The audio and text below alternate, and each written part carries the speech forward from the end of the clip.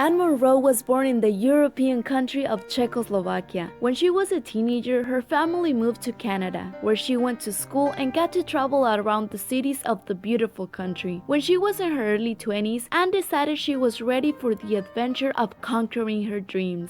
I wanted to see California. I guess my dreams were to meet a wonderful young man, get married, and I did. I met a wonderful man. I married him. We had a wonderful life. We have a wonderful young man.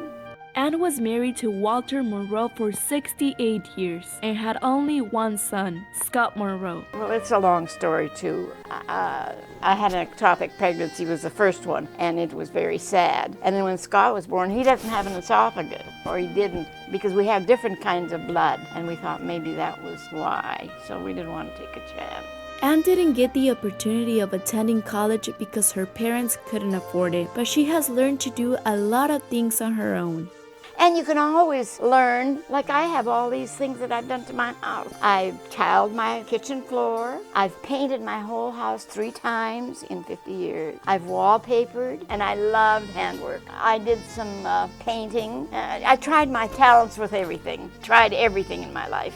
One of the things she has learned to do is needlepoint, which she is really proud of. My sister-in-law, she started it. That big picture of the poppies, that was my first picture, and she made one, so I started that. And then from then on, it gets into your blood. Most of the pictures on her walls are her creations made at a needlepoint, but there is one that she values the most. The Last Supper.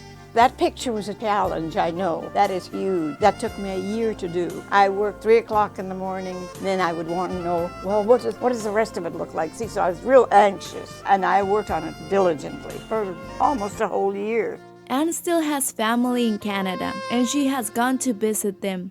My brother just sent me a ticket last year, about a year ago, and I think we went in August, I guess. He sent me one, and he sent my sister. I have a sister in Arkansas. So we were both there together with my brother. And then I have a sister in Winnipeg also. So we had a nice, beautiful gathering, the 4 of us. But I have one more sister, but she had a stroke. She lives in Minnesota. When her husband was diagnosed with Alzheimer's, her sisters advised her to put him in a nursing home, and so she did. One night, he says, you know, you are so pretty. And I thought, so I had to leave and cry. One time he asked me, he said, how long have you worked here?